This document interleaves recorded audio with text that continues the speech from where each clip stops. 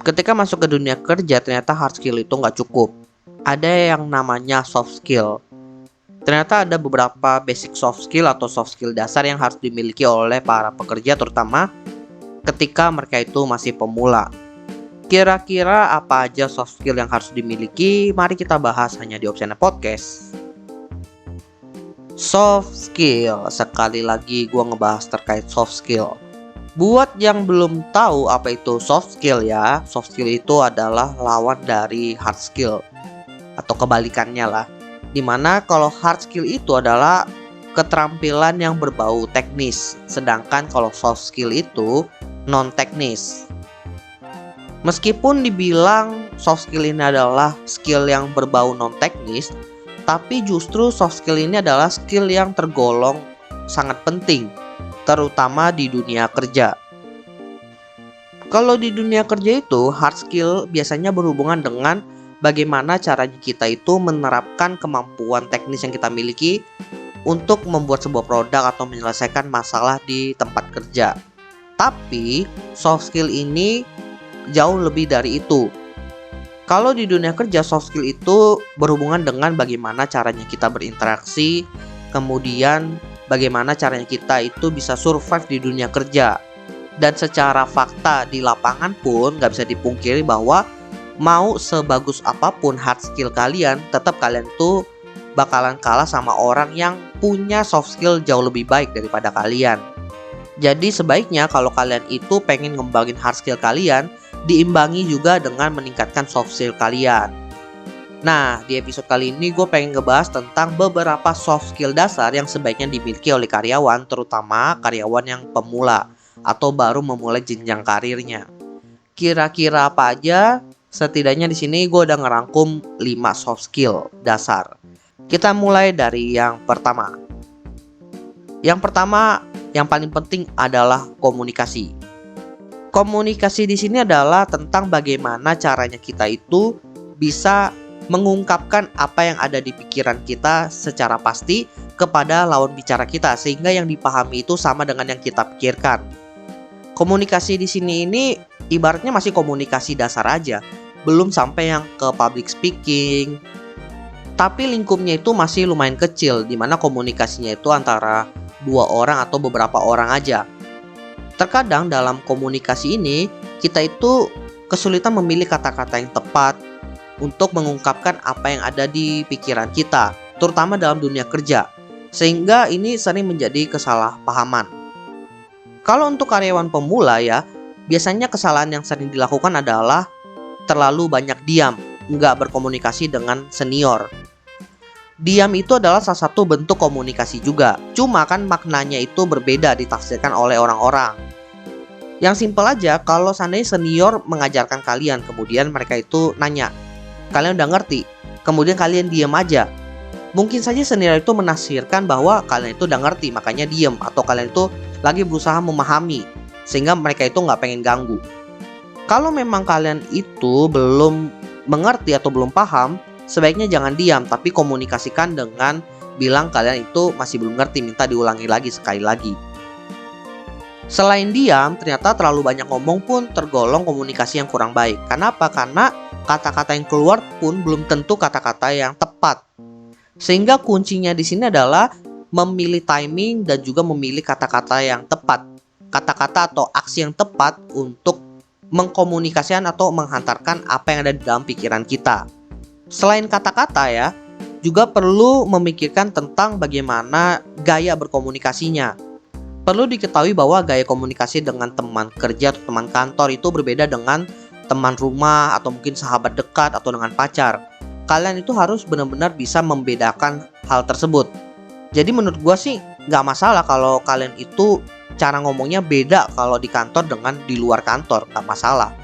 Karena memang secara konteks itu kantor kan formal, sedangkan di luar kantor itu ya non formal. Jadi memang harus berbeda secara trait-nya. Tapi tenang aja, untuk masalah komunikasi ini kalian bisa mulai basicnya itu dari zaman kuliah. Belajar dulu aja gimana cara ngobrol dengan orang yang lebih tua atau lebih senior. Kemudian pas masuk ke dunia kerja tinggal disesuaikan dengan kondisinya. Yang penting jangan asal ngomong aja.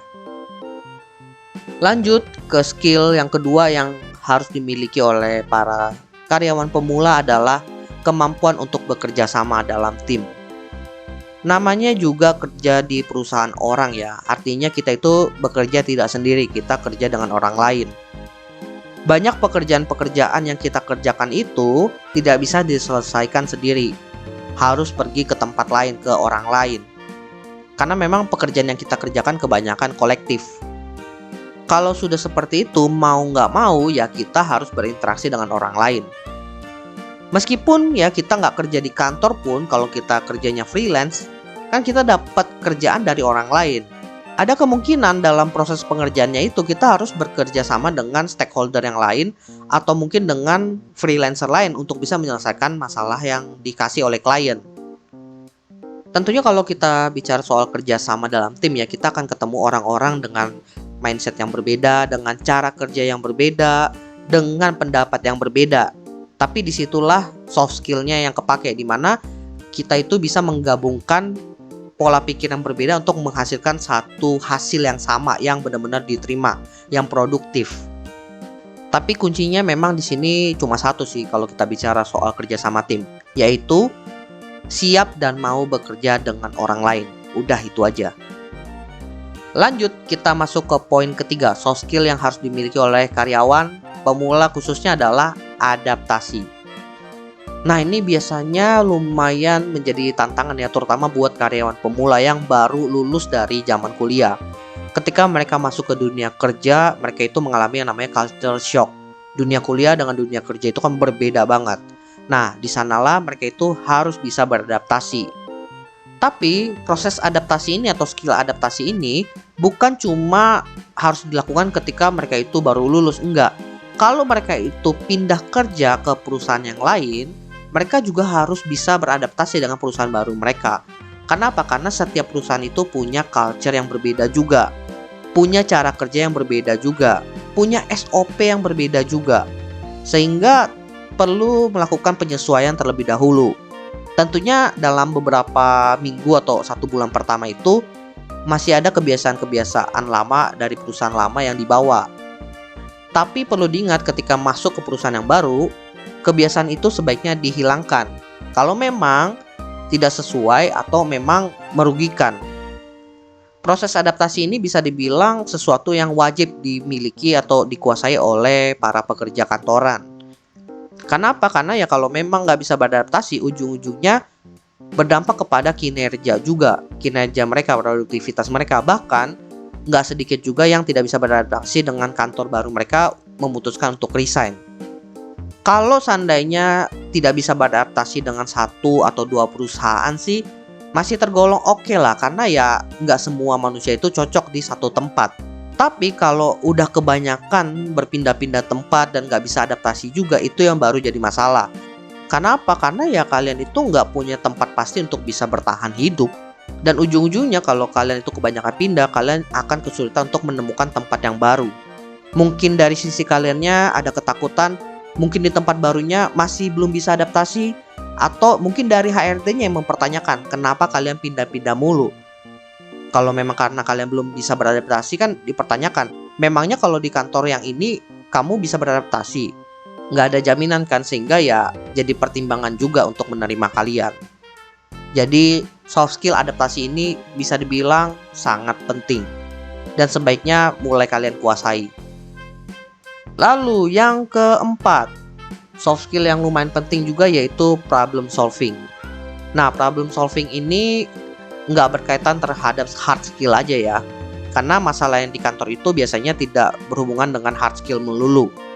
Adalah beberapa masalah di luar teknis yang harus kalian selesaikan dengan soft skill.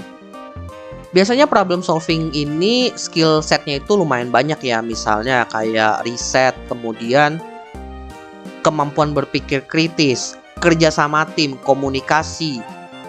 Intinya dari semua skill-skillnya ini digabungin untuk bisa menyelesaikan masalah yang dihadapi. Jadi memang agar kalian itu bisa menyelesaikan masalah yang kalian hadapi di kantor itu, minimal kalian udah menguasai beberapa soft skill yang udah gue jelaskan tadi. Karena kalau kalian nggak bisa menguasai itu, ujung-ujungnya kalau ada masalah, kalian nggak bisa menyelesaikannya dengan mulus. karena terhambat dari segi komunikasi, terhambat dari kerjasamanya. Ya tentunya proses penyelesaian masalahnya akan menjadi terhambat juga. Lanjut ke skill terakhir yang harus dikuasai oleh para karyawan pemula adalah etika kerja. Jadi perlu diketahui bahwa ketika kita itu kerja sebagai karyawan itu ada etika-etikanya. Dan ini berlakunya bukan cuma ke satu perusahaan aja, tapi ke semua perusahaan, ke semua tempat kerja. Karena memang kalau kalian itu melanggar etika ini, ya yang nggak senang itu bukan cuma satu perusahaan, tapi bisa ke semua perusahaan. Yang biasanya cukup umum yang sering dilanggar itu adalah terkait kebocoran rahasia perusahaan. Dimana mungkin kalian itu lagi ngerjain suatu project tertentu, kemudian kalian sharing kepada orang lain. Oke lah, mungkin sharing kepada teman dekat yang masih ibaratnya ruang lingkupnya private itu masih oke, karena ya nggak tersebar. Tapi kalau udah sharingnya di sosial media, ngebuka rahasia perusahaan, itu kan udah menjadi masalah yang cukup serius ya. Karena ada kemungkinan diketahui oleh kompetitor, ada kemungkinan ada data privacy yang tidak boleh disebarkan, juga berdampak kepada perusahaan. Intinya, apa yang dilakukan itu bisa memberikan dampak buruk kepada perusahaan.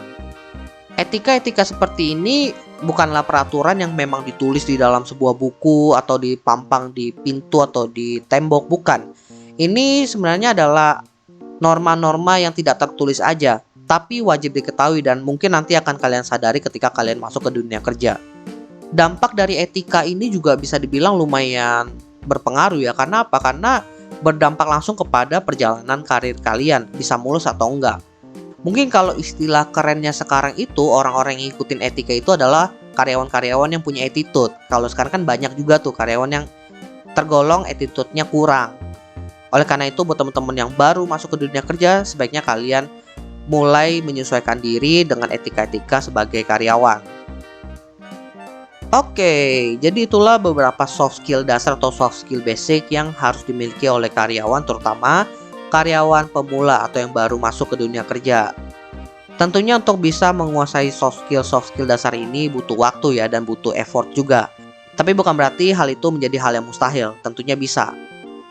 Dan perlu digarisbawahi juga, semakin panjang perjalanan karir kalian, semakin berkembang perjalanan karir kalian, akan ada soft skill lain yang harus kalian kuasai tentunya. Terutama kalau kalian mungkin pengen menjadi seorang manager atau mungkin menjadi supervisor. Bahkan kalau kalian pengen menjadi seorang bos, ada soft skill tertentu yang harus kalian kuasai. Tapi tentunya untuk bisa mencapai hal tersebut, kalian harus bisa menguasai dasarnya terlebih dahulu.